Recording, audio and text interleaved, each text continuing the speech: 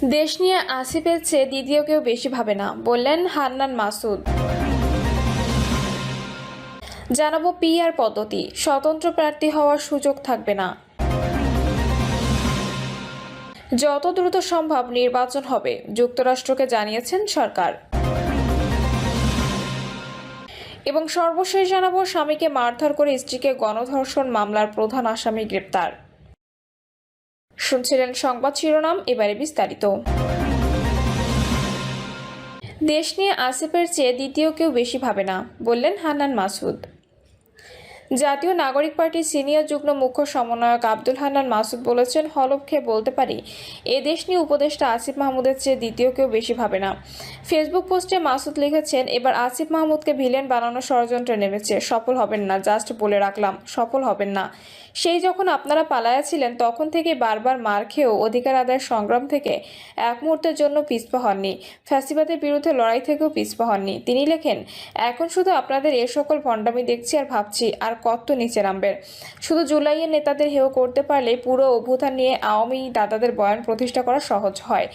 নাচাচ্ছে, আপনারা নাচছেন, লীগও পোস্টাচ্ছে, দাদারাও পোস্টাচ্ছে, আবার দীর্ঘদিনের নির্যাতিতারাও পোস্টাচ্ছে। এনসিপি নেতা লিখেছেন, মনে হচ্ছে আসিফ মাহমুদ সজীব ভুঁইয়ার সবচেয়ে বাজে মন্ত্রণালয় চালায় আর প্রচুর ক্ষমতা খাটায়, অথচ হলফকে বলতে পারি এদেশ নিয়ে উপদেষ্টা আসিফ মাহমুদের চেয়ে দ্বিতীয় কেউ বেশি ভাবে না। তিনি আরও লিখেছেন, আজ সরকার থেকে নামলে কাল ঠিকই বুঝতে পারবেন কতটা গুজবে আপনারা নিজেদের সামিল করেছেন। ধন্যবাদ। যত দ্রুত সম্ভব নির্বাচন হবে, যুক্তরাষ্ট্রকে জানিয়েছেন সরকার। যত দ্রুত সম্ভব বাংলাদেশে ত্রয়োদশ জাতীয় সংসদ নির্বাচন অনুষ্ঠিত হবে, অন্তর্বর্তী সরকারের প্রধান উপদেষ্টা মোহাম্মদ ইউনূস ও মার্কিন পররাষ্ট্রমন্ত্রী মার্কো রুবিওর মধ্যে টেলিফোন আলাপের সময় বাংলাদেশের পক্ষ থেকে যুক্তরাষ্ট্রকে এই তথ্য জানানো হয়েছে। মার্কিন পররাষ্ট্রমন্ত্রীর সঙ্গে টেলিফোনে কী বিষয়ে আলোচনা হয়েছে জানতে চাইলে তিনি সাংবাদিকদের বলেন, খুব চমৎকার পরিবেশে কথাবার্তা হয়েছে, আমি সামনে বসা ছিলাম, সেখানে সংস্কার কার্যক্রম তাদের সমর্থনের কথাও রয়েছে এবং কথায় কথায় উঠে এসেছে যে যথাশীঘ্র সম্ভব নির্বাচন করা হোক। কোন পক্ষ থেকে নির্বাচনের কথা বলা হয়েছে জানতে চাইলে তিনি বলেন, দুপক্ষের কথাবার্তায় হচ্ছিল আন্তরিক পরিবেশে, তার মাঝে এই কথাগুলো উঠে এসেছে। নির্বাচন প্রসঙ্গে তারা জিজ্ঞাসা করেছেন এবং এ ব্যাপারে আমাদের যে সংস্কার কার্যক্রম চলছে সেটির বিষয়েও তাদের সমর্থনের কথাও ব্যক্ত করেছেন। তখন তাদের জানানো হয়েছে যে আসলে যত শিগগিরই সম্ভব নির্বাচন করা হবে। পিআর পদ্ধতি, স্বতন্ত্র প্রার্থী হওয়ার সুযোগ থাকবে না।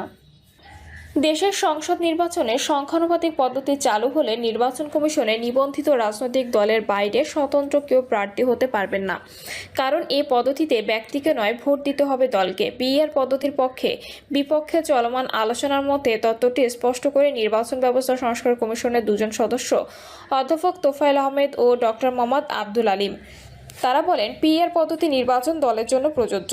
এ নির্বাচন আসন ভিত্তিক এবং ব্যক্তির জন্য নয়। পদ্ধতিটি চালু হলে দেশের নির্বাচনে স্বতন্ত্র প্রার্থী হওয়ায় যে সংস্কৃতি গড়ে উঠেছিল তা আর থাকবে না। ভোটাররাও দলের বাইরে কাউকে ভোট দেওয়ার সুযোগ পাবেন না। প্রতিবেদনে পিআর পদ্ধতির নেতিবাচক দিক সম্পর্কে এই মর্মে বলা হয়েছে যে এর একটি বড় দুর্বলতা হলো সরকারের সম্ভাব্য অস্থিতিশীলতা। বাংলাদেশে তুলনামূলকভাবে কম বিতর্কিত পঞ্চম, সপ্তম, অষ্টম ও নবম সংসদ নির্বাচনের দলগুলোর ভোট প্রাপ্তির হার এবং সে অনুযায়ী পিআর পদ্ধতিতে বণ্টনযোগ্য আসন সংখ্যা উল্লেখ করে বলা হয়েছে, এই পদ্ধতি ব্যবহার করা হলে উল্লেখিত 4টি নির্বাচনে যেহেতু কোনো দলের পক্ষে এককভাবে সরকার গঠন করা সম্ভব হতো না, তাই বড় দলগুলো ক্ষুদ্র দলগুলোর কাছে জিম্মি হয়ে যেতে পারবে এবং টিরানি অব দ্য স্মল মাইনরিটি বা ছোটদের আধিপত্য প্রতিষ্ঠিত হয়ে যেতে পারত। এছাড়া সরকার গঠনে ভাঙা গড়ার খেলা প্রকাট হয়ে উঠতে পারত, এমনকি সরকার গঠনে লেনদেনের প্রভাবও ঘটতে পারত। এছাড়া সংখ্যানুপাতিক পদ্ধতিতে দলের আধিপত্য বেসামাল পর্যায়ে পৌঁছতে পারে। ছোটদের আধিপত্য প্রতিষ্ঠার নেতিবাচক উদাহরণ হিসেবে ইসরায়েলের কথা উল্লেখ করে কমিশনের প্রতিবেদনের ফুটনোটে বলা হয়েছে, এ প্রসঙ্গে গাজায় ফিলিস্তিনি ও ইসরায়েলের মধ্যকার চলমান যুদ্ধের উদাহরণ টানা যেতে পারে। অনেক বিশ্লেষকের মতে গাজায় যুদ্ধ এক প্রলম্বিত হওয়ায় একটি বড় কারণ হলো আনুপাতিক প্রতিনিধিত্বের কারণে বেনিয়ামিন নেতানিয়াহু কিছু অতি ক্ষুদ্র উগ্র ধর্মান্ধ দলের কাছে জিম্মি হয়ে পড়েছিলেন। প্রতিবেদনটিতে আরও বলা হয়েছে, সংখ্যানুপাতিক পদ্ধতির আরও অনেক দুর্বলতা রয়েছে যা অংশীজনের সঙ্গে মত বিনিময়ের সময় উঠে এসেছে।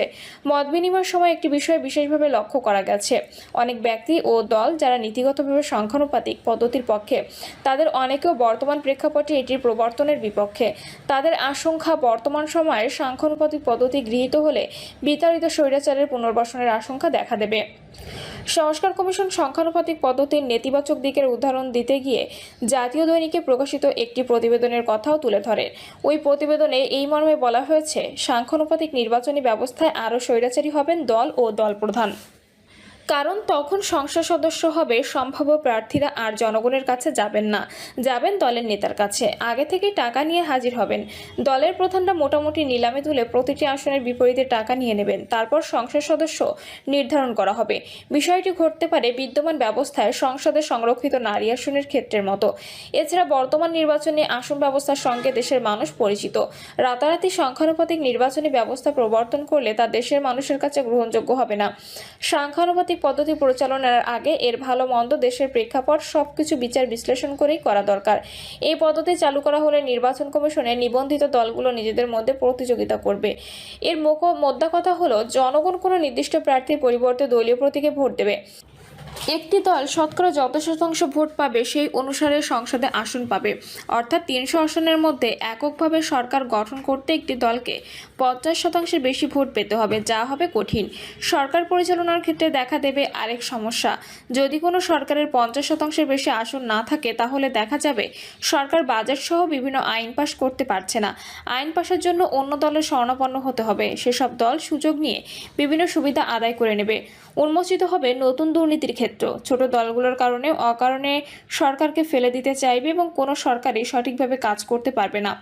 বর্তমানে জনগণের সরাসরি ভোটের মাধ্যমে 300 সংসদ সদস্য নির্বাচনের যে বিধান রয়েছে, সেটির মাধ্যমে প্রতিটি আসনের মনোনয়নের জন্য স্থানীয় পর্যায়ে প্রতিযোগিতা হয় এবং এর মাধ্যমে স্থানীয় নেতৃত্ব তৈরি হয়, কিছু নেতা তৈরি হয়। জনগণের ভোট পেতে হলে তাদের স্থানীয় জনগণের সঙ্গে মিশতে হয়, কথা বলতে হয়। সংখ্যানুপাতিক নির্বাচনী পদ্ধতি চালু হলে জনগণের কোনো সংসদ সদস্য থাকবে না, থাকবে দলীয় প্রধানের আনুগত্য পোষা সংসদ সদস্য, যাদের আনুগত্য থাকবে কেবল দলীয় প্রধানের কাছে। সংসদ হবে দলীয় ক্লাব। প্রতিবেদনে সংস্কার কমিশন সংখ্যানুপাতিক পদ্ধতির সমস্যা হিসেবে আরও উল্লেখ করেছে, সংসদের আসন সংখ্যা ভাগ হয় বিভিন্ন রাজনৈতিক দলের ভোট প্রাপ্তির অনুপাতের হারে। এই ব্যবস্থায় ভোটাররা ভোট প্রদান করে রাজনৈতিক দলকে কোনো নির্দিষ্ট প্রার্থীকে নয়, বরং রাজনৈতিক দলের প্রাপ্ত আসন সংখ্যা নির্ভর করে দলের প্রাপ্ত ভোটের হারের উপর। তবে কোনো আসন পেতে হলে দলকে ন্যূনতম হারের ভোট পেতে হয়। উদাহরণস্বরূপ, কোনো দল যদি সারা দেশে মোট প্রদত্ত ভোটের 5% ভোট পায়, তাহলে সেই দল সংসদের মোট আসনের 5% আসন পাবে। প্রসঙ্গত, সংসদীয় আসনে ভাগ পাওয়ার মানদণ্ড যদি ন্যূনতম 5% হয়, তাহলে আমাদের দেশের ছোট ছোট দলগুলো, যাদের প্রায় সবারই ভোট প্রাপ্তের হার 5% কম, তারা কোনো আসন পাবে না। সার্বিক এই পরিস্থিতিতে সংস্কার কমিশনের মূল্যায়ন এটি সুস্পষ্ট যে বর্তমান আসন ভিত্তিক ফার্স্ট পার্ট দ্য পোস্ট টিপি এবং সংখ্যানুপাতিক পদ্ধতির ইতিবাচক ও নেতিবাচক উভয় দিকই রয়েছে। দুটি পদ্ধতি বলতে গেলে মিক্সড ব্লেসিং বা মিশ্র আশীর্বাদ। এ বিবেচনায় অনেক দেশে এখন মিশ্র পদ্ধতি ব্যবহার করে থাকে। মিশ্র পদ্ধতিতে সংসদের একাংশ এপিটিপি পদ্ধতিতে, অনেকাংশ সংখ্যানুপাতিক পদ্ধতিতে নির্বাচিত হয়ে থাকে। সংখ্যানুপাতিক পদ্ধতিও বহু রকমের হয়ে থাকে। এছাড়া সংসদের দুই কক্ষে দুই ধরনের পদ্ধতি থাকতে পারে। কমিশনের প্রতিবেদনে আরও বলা হয়েছে, এমনি প্রেক্ষাপটে অংশীজনের পক্ষ থেকে সংখ্যানুপাতিক পদ্ধতি প্রচলনের পক্ষে বিপক্ষে দাবি উঠেছে। তবে সংখ্যানুপাতিক পদ্ধতির সীমাবদ্ধতা বিবেচনায় অনেক অংশীজন একটি মিশ্র পদ্ধতি ব্যবহারের সুপারিশ করেছে। অনেকে আবার সংসদে উচ্চকক্ষ স্থাপিত হলে সেখানে আনুপাতিক পদ্ধতি প্রচলনের দাবি তুলেছে। তবে সংখ্যানুপাতিক পদ্ধতির বিষয়ে রাজনৈতিক দলগুলোর মধ্যে চরম মতবিরোধ রয়েছে। এ বিষয়ে কমিশনের পক্ষে নিজেদের অপারগতা প্রকাশ করে বলা হয়েছে, রাজনৈতিক ঐক্যমতের অভাবের কারণে নির্বাচন পদ্ধতি পরিবর্তনের বিষয়ে কোনোরূপ সুপারিশ করা থেকে বিরত থাকার সিদ্ধান্ত রয়েছে।